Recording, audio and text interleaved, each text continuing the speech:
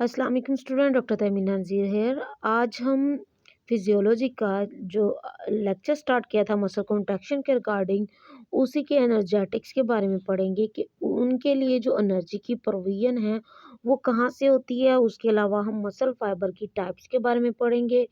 चलें अपना lecture start करते हैं आज। बिस्मिल्लाहिर्रहमानिर्रहीम। आपका आज का जो टॉपिक है वो basically energetics of muscle contraction है। तो हमारा चैप्टर है physiological anatomy of skeletal muscle. उसी चैप्टर को हम कंटिन्यू करेंगे आज। तो बेसिकली आपका जो फर्स्ट टॉपिक है वो एनर्जेटिक्स ऑफ मसल कॉन्ट्रैक्शन है, जिसमें हम देखेंगे कि work output during muscle contraction क्या है। ठीक है। When A muscle contact against a load it perform work. जब जब आपके मसल किसी लोड के अगेंस्ट काम करता है, मतलब कोई फोर्स उसके ऊपर अप्लाई हुई है तो उसने काम किया है, तो ऐसे मसल के कॉन्ट्रैक्शन को हम मसल वर्क बोलते हैं। This means that energy is transferred from muscle to external load to lift an object to a greater height or to overcome resistance to movement। इसका मतलब ये है कि आपकी जो मसल की एनर्जी है वो बेसिकली कहाँ यूटिलाइज हुई है, कोई काम करने में, चाहे वो कोई एक्सटर्नल लोड उठा के आपने कहीं रखा हो या आपने किसी जगह मूवमेंट की हो, तो ये इस तरह आपकी जो मसल ने एनर्जी यूटिलाइज की। मैथमेटिकली आपको पता है वर्क की इक्वेशन क्या होती है, work is equal to force into D. ठीक है। जब आपका वर्क है वो इक्वल होता है फोर्स इंटू डिस्प्लेसमेंट के, तो फोर्स को यहाँ हम लोड कंसीडर करते हैं। ठीक है। तो फोर्स को हम जो लोड कंसीडर करते हैं तो हम इसको एल से रिप्लेस कर देंगे। तो W is equal to L into D, मतलब L multiply by D distance. तो एल यहाँ डब्ल्यू यहाँ पे वर्क आउटपुट को डिनोट करता है, एल यहाँ पे लोड को डिनोट करता है, डी यहाँ पे distance of movement against the load को डिनोट करता है कि आपने कोई भी अगर हैवी ऑब्जेक्ट उठाया है, उसको उठा के कितनी मूवमेंट की है। आपने उसको उठा के, जैसे अक्सर जो डंबल उठा के बाइसेप की मूवमेंट करते हैं, बैक एंड फोर्थ, मतलब फ्लेक्शन एक्सटेंशन कर रहे होते हैं एल्बो के लेवल पे डंबल उठा के, तो इसमें आपने जितना डिस्टेंस कवर किया है एल्बो के साथ तो उसको मेंशन कर देंगे। अब हमारे पास बात आती है कि sources of energy for muscle contraction, कहाँ से आपके पास एनर्जी के एनर्जी आती है। ठीक है। एनर्जी के सोर्सेज क्या हैं बेसिकली मसल कॉन्ट्रैक्शन के लिए। The energy required to perform the work is drive from the chemical reaction in muscle cells during contraction. Muscle contraction के दौरान जो केमिकल रिएक्शन हो रहे होते हैं वहाँ से हमें मसल को मूव करने के लिए एनर्जी मिलती है। Muscle contraction depend on energy supplied by ATP. सबसे पहले हमारे पास जो एटीपी होता है वो एनर्जी प्रोवाइड करता है। Most of this energy is required to actuate the walk along mechanism by which cross bridges pull the actin filament, but small amount are required for pumping calcium ion from the sarcoplasm into sarcoplasmic reticulum after contraction is over। देखो, आपका जो muscle contraction का process है उसके लिए तो ATP मौजूद थे मायोसिन हेड के ऊपर। ठीक है। अब वो जो एटीपी हैं वो जब पी बॉन्ड इनका फॉस्फेट बॉन्ड जो इनका ब्रेक होता है तो इसमें हाई एनर्जी रिलीज होती है। अब कुछ एनर्जी तो मसल कॉन्ट्रैक्शन करवाने में यूज हो जाती है, और जब मसल कॉन्ट्रैक्शन एंड हो जाती है, आपके कैल्शियम आयन का फंक्शन एंड हो जाता है, तो कुछ हद तक जो एनर्जी है वो बेसिकली जो कैल्शियम आयंस हैं उनको वापस सार्कोप्लाज्मिक रेटिकुलम की तरफ भेजने के लिए यूटिलाइज होती है। Pumping sodium and potassium ion through the muscle fiber membrane to maintain appropriate ionic environment for propagation of muscle fiber action potential। और कुछ हद तक जो एटीपी से एनर्जी रिलीज हुई है वो सोडियम और पोटेशियम आयन के बैलेंस, जो आपका एक्स्ट्रा सेलुलर फ्लूइड होता है और इंट्रा सेलुलर फ्लूइड के अंदर जो आयनिक बैलेंस है उसको मेंटेन करने के लिए यूटिलाइज होती है। ठीक है, आपके पास एटीपी मौजूद होता है मसल कॉन्ट्रैक्शन के लिए। मोस्ट ऑफ द एनर्जी तो वॉक अलोंग थ्योरी में यूटिलाइज हो जाती है, और कुछ हद तक एनर्जी कैल्शियम आयन को कॉन्ट्रैक्शन के प्रोसेस जब ख़त्म हो जाता है, तो कैल्शियम आयन की वजह से प्रोसेस स्टार्ट हुआ था ना, तो कैल्शियम आयन को वापस सार्कोप्लाज्मिक रेटिकुलम के अंदर भेजने के लिए यूटिलाइज हो जाती है, और कुछ सोडियम और पोटेशियम के कंसंट्रेशन को मेंटेन करने के लिए। The concentration of ATP in muscle fiber about 4 millimolar is sufficient to maintain full contraction for only 1 to 2 seconds at most. आपको अगर ATP की कितनी रिक्वायरमेंट होती है, जब ATP आपके मसल फाइबर में 4 मिलीमोलर तक प्रेजेंट होगा, तो ये आपके 1 से 2 सेकंड की कॉन्ट्रैक्शन करवाने में हेल्पफुल होगा। ठीक है, इससे ज़्यादा टाइम स्पैन की कॉन्ट्रैक्शन चाहिए तो इससे ज़्यादा ATP चाहिए होंगे। The ATP split into ADP which transfer energy from ATP molecule to contracting machinery of the muscle fiber. तो आपके जो ATP से ADP का बनना है, तो इस दौरान जो एनर्जी रिलीज होती है वो मसल फाइबर की तरफ मूव कर जाती है। The ADP is refosforylated to form new ATP. ADP का जो बॉन्ड टूटा था, ADP का जो ये फॉर्मेशन है, ये ATP मतलब ट्राईफॉस्फेट से डाईफॉस्फेट के बनने की वजह से है। ठीक है, और एनर्जी रिलीज हुई। अब क्या होगा कि रीफॉस्फोरिलेट कर देंगे इसको, ATP में दोबारा फॉस्फेट आयन ऐड अप हो जाएगा, बॉन्ड बन जाएगा फॉस्फेट के साथ, तो ये दोबारा ATP बन जाएगा, और कुछ सेकंड के लिए हम मज़ीद कॉन्ट्रैक्शन कर सकते हैं। ठीक है, फ़र्ज़ करो आपके पास 4 ATP थे, चारों ATP यूटिलाइज हो गए, ATP बन गए, आपने कॉन्ट्रैक्शन कर ली। ठीक है, कॉन्ट्रैक्शन के बाद आपका मसल रिलैक्स कर जाएगा। अब दोबारा कॉन्ट्रैक्शन रिक्वायर है, दोबारा आपने कोई काम करना है, तो वो जो ADP थे वो दोबारा ATP में कन्वर्ट होकर दोबारा कॉन्ट्रैक्शन करवाएंगे। There are several sources of energy for this rephosphorylation. The first source of energy is that used to reconstitute the ATP is the substance phosphocreatine, which carries a high energy phosphate bond similar to bond of ATP. वो अब यहाँ बात कर रहे हैं कि जो हमने बात की ATP से ADP फॉर्मेशन की, अब हमारे पास जो फॉस्फेट बॉन्ड है वो कहाँ से बने, वो बनता है आपकी जो फॉस्फोक्रेटिनिन है उसकी मौजूदगी में। ठीक है, उसके पास हाई एनर्जी फॉस्फेट बॉन्ड मौजूद होता है, तो वो अपने एनर्जी को ADP में कन्वर्ट कर देता है। The high energy phosphate bond of phosphate keratin has a slightly higher amount of free energy than that of each ATP bond. अब जो फॉस्फोक्रेटिन है, इसको चूंकि हम स्टोर हाउस के तौर पे यूज़ कर रहे हैं, इसको हम समझे पावर बैंक के तौर पे यूज़ कर रहे हैं, तो ये जो पावर बैंक है इसके पास नॉर्मल ATP से ज़्यादा एनर्जी होती है। Therefore फॉस्फोक्रेटिन इज इंस्टेंटली क्लीव्ड, फ़ौरन फॉस्फोक्रेटिन को तोड़ दिया जाता है, और जो एनर्जी रिलीज होती है वो ADP का न्यू ATP बनाने में यूटिलाइज हो जाती है। अब जो टोटल अमाउंट ऑफ एनर्जी होती है, the total amount of phosphocreatine in muscle fibre is also very little, only about 5 times as great as ATP।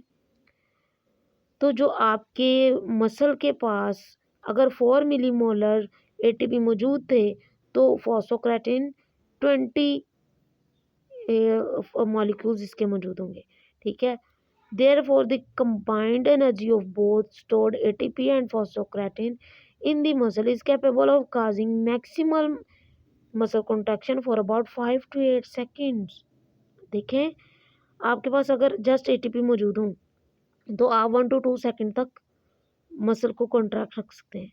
अगर ATP के साथ फॉस्फोक्रेटिन भी है, तो आप 5 से 8 सेकंड्स तक मसल को कॉन्ट्रैक्ट कर सकते हैं।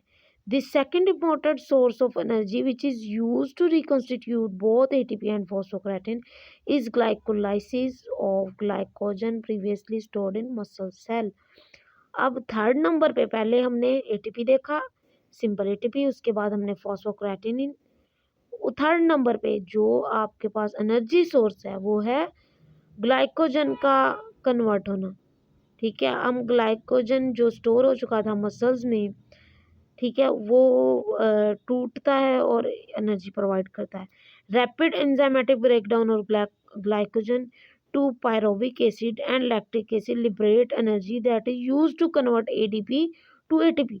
अब ये जो एटीपी से एटीपी की फॉर्मेशन है, ये एनर्जी को रिलीज करती है। The ATP can then be used directly to energize additional muscle contraction and also to reform the stores of phosphocreatine।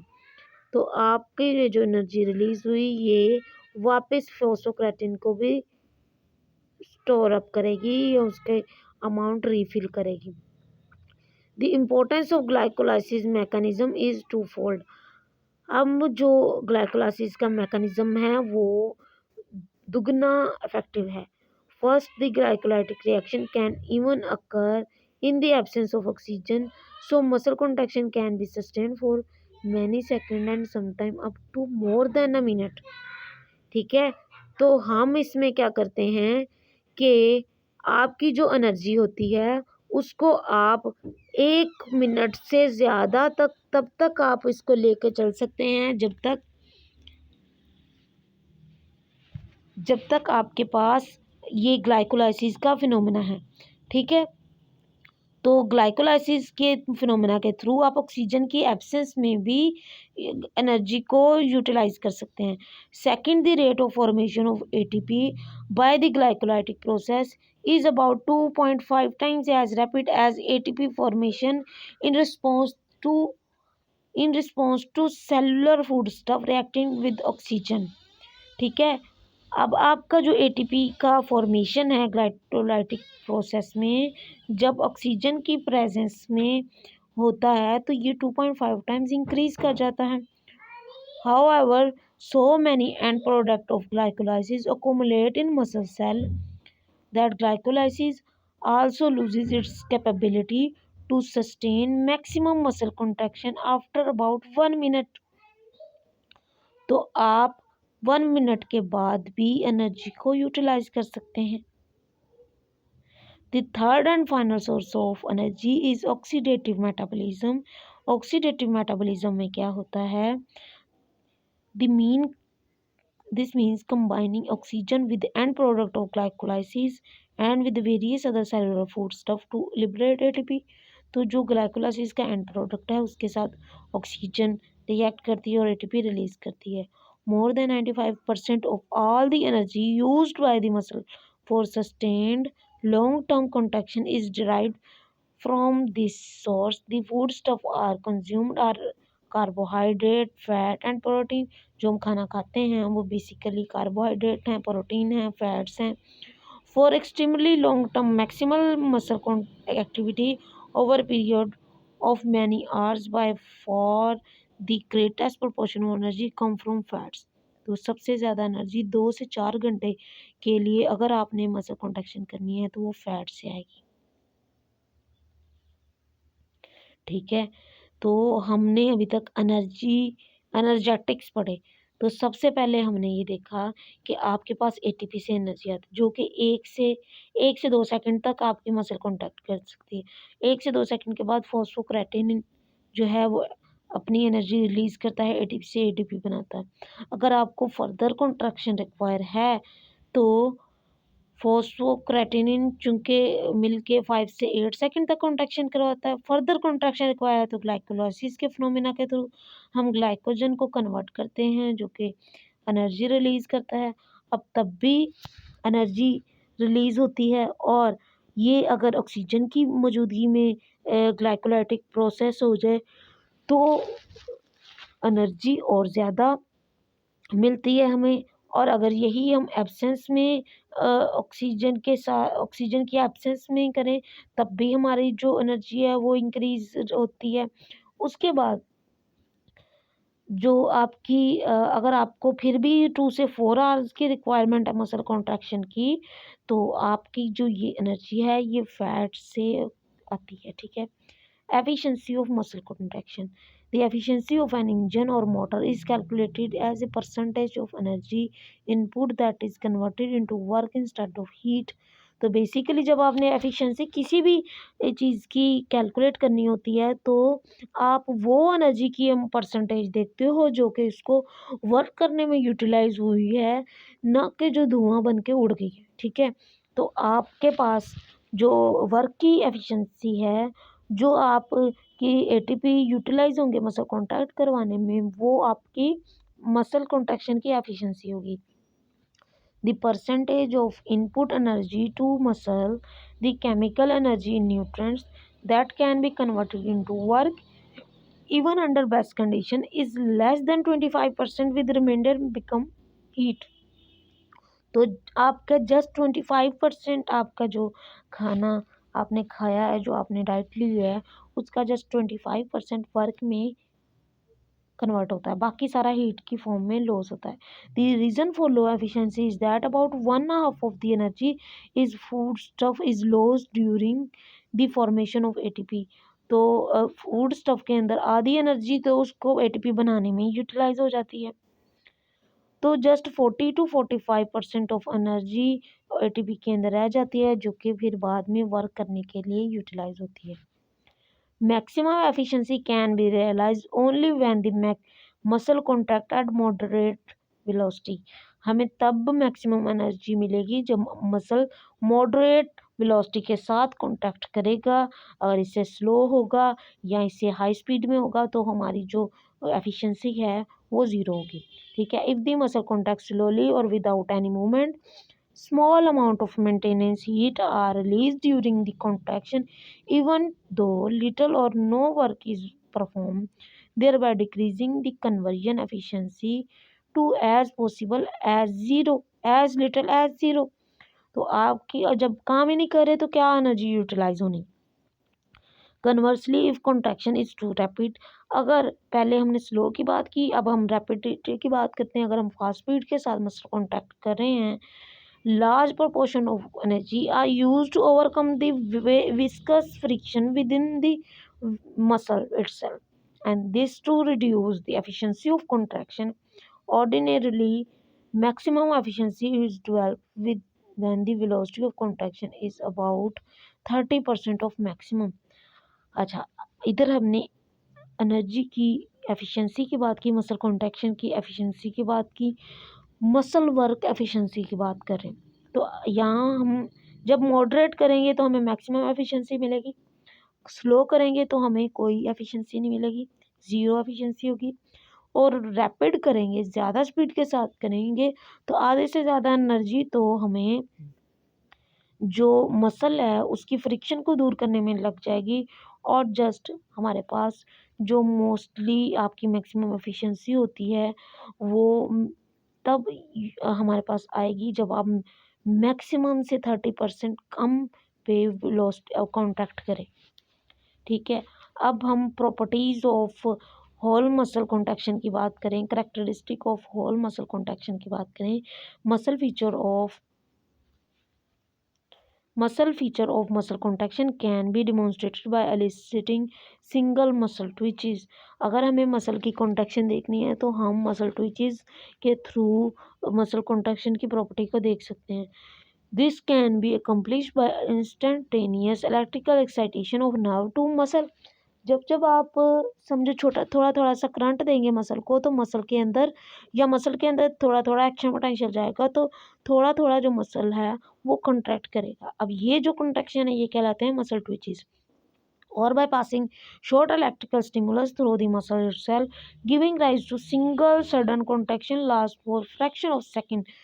अच्छा, फर्ज करो आपको मैंने 0.5 मिली एम्पेयर का करंट दिया, तो उसकी वजह से जो आपकी मसल कॉन्ट्रैक्शन हुई 3 सेकंड के लिए, 4 सेकंड के लिए, तो ये क्या था, ये मसल ट्विचेस थे। ठीक है, आइसोमेट्रिक वर्सेस आइसोटोनिक कॉन्ट्रैक्शन। ठीक है, अब हम आइसोमेट्रिक और आइसोटोनिक कॉन्ट्रैक्शन की बात करें। Muscle contraction is said to be isometric when muscle does not shorten during contraction.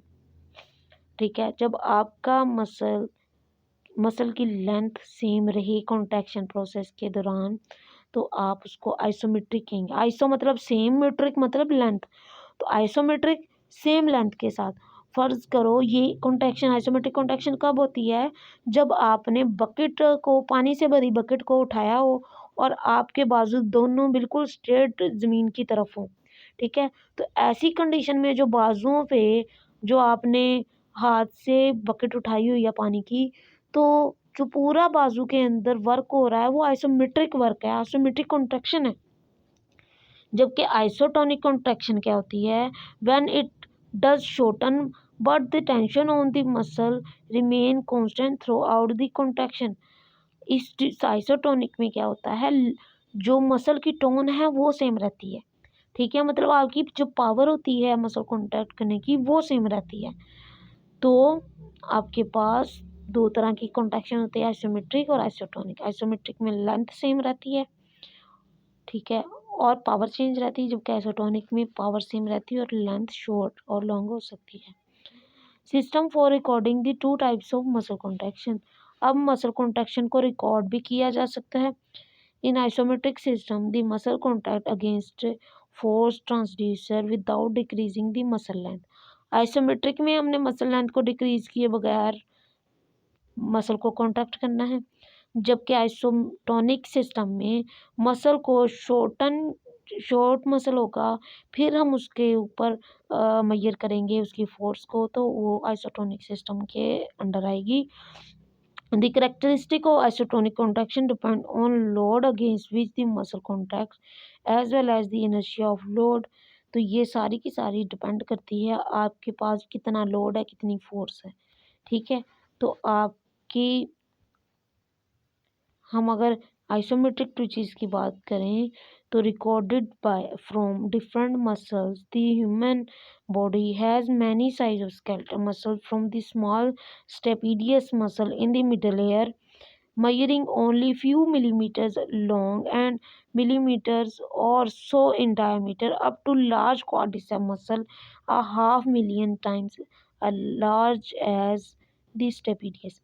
अच्छा, इधर बात की है कि उन्होंने कहा कि हमने मसल ट्विचेस देखे स्मॉलेस्ट मसल के भी ऊपर और लार्जेस्ट मसल के ऊपर भी। ठीक है, स्मॉलेस्ट आपका स्टेपिडियस मसल है और लार्जेस्ट क्वाड्रिसेप है।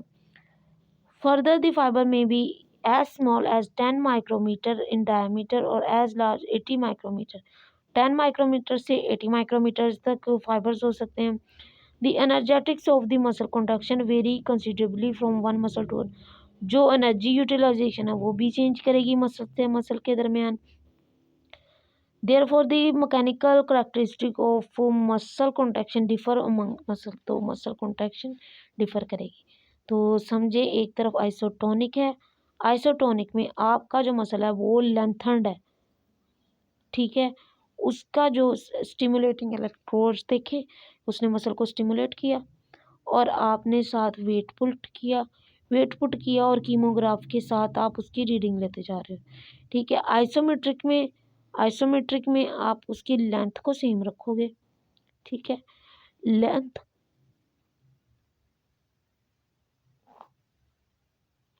को जब आप सेम रखोगे तो ये जो मसल है उसको हम लेंथ वाइज वेट देंगे। ठीक है, लेंथ वाइज जब वेट देंगे तो वो रिकॉर्ड किया जाएगा कीमोग्राफ के ऊपर। अब ये डिफरेंट मसल्स की उन्होंने फोर्स ऑफ कॉन्ट्रैक्शन बताई है। ठीक है, ड्यूरेशन जैसे सेम उसी तरह जैसे हमने एक्शन पोटेंशियल का ड्यूरेशन देखा था। ओकुलर मसल के लिए ग्रीन है, जो आपका सोलियम मसल है उसके लिए रेड लाइन है, गैस्ट्रोक्रीमियस के लिए येलो लाइन है। ठीक है, तो इस तरह इन्होंने आपके डिफरेंट एक्शन पोटेंशियल दिखाए हैं मसल्स के। Records of isometric contraction of 3 types of skeletal muscle. तो इधर हमने 3 टाइप्स के स्केलेटल मसल देखे। ठीक है, उनकी इधर डिस्क्रिप्शन उन्होंने बताई है कि जो ओकुलर मसल्स हैं उसकी जब हमने आइसोमेट्रिक कॉन्ट्रैक्शन देखी तो 1/50 सेकेंड्स आई। गैस्ट्रोक्रीमियस की देखी तो 1/15 सेकेंड्स आई कॉन्ट्रैक्शन। ठीक है, जबकि सोलियस की देखी तो 1/5 सेकेंड्स उसकी कॉन्ट्रैक्शन पावर थी। तो इस तरह उस डायग्राम को उन्होंने डिफाइन किया हुआ। अब जो मेन टॉपिक है, हमने देखना है मसल फाइबर्स के डिफरेंस। फास्ट, एक दो तरह के फाइबर्स होते हैं, फास्ट मसल फाइबर और slow muscle fibre. On the spot physiology, every muscle of body is composed of mixture of so called fast and slow muscle fibre. आपकी पूरी बॉडी फास्ट और स्लो मसल फाइबर से मिलके बनी हुई है, ठीक है। तो muscle fibre that react rapidly including interior tibialis are composed of mainly fast fibres. जो आपके मसल फास्टली एक्ट करेंगे वो बेसिकली फास्ट फाइबर से मिलके बने होते हैं, जैसे टिबियल्स है, और बहुत ही कम उसमें स्लो की वैरायटी होगी। सेम इसी तरह आपका सोलियस है, तो दैट रिस्पॉन्ड स्लोली। आपका सोलियस मसल स्लोली रिस्पॉन्ड करता है, तो उसके अंदर स्लो मसल फाइबर्स हैं। तो बेसिकली क्या डिफरेंस है, ये बहुत इंपॉर्टेंट स्लाइड है, बहुत इंपॉर्टेंट क्वेश्चन है।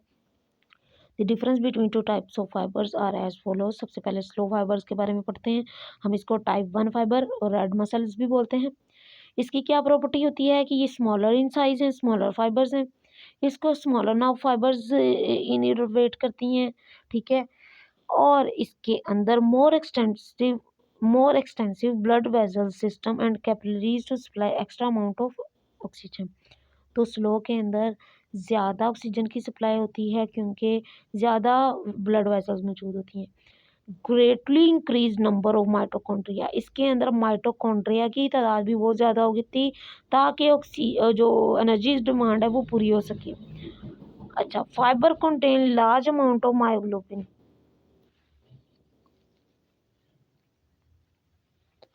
इनके अंदर मायोग्लोबिन की कंसंट्रेशन ज़्यादा होती है। जो मायोग्लोबिन क्या है, बेसिकली आयरन कंटेनिंग प्रोटीन है, हीमोग्लोबिन की तरह, जो कि रेड ब्लड सेल के अंदर पाया जाता है। जो मायोग्लोबिन है ये मसल के अंदर पाया जाता है। ये क्या करता है, ये ऑक्सीजन के साथ कंबाइन होके आपको एनर्जी प्रोवाइड करता है, ठीक है, ऑक्सीजन प्रोवाइड करता है। The myoglobin give the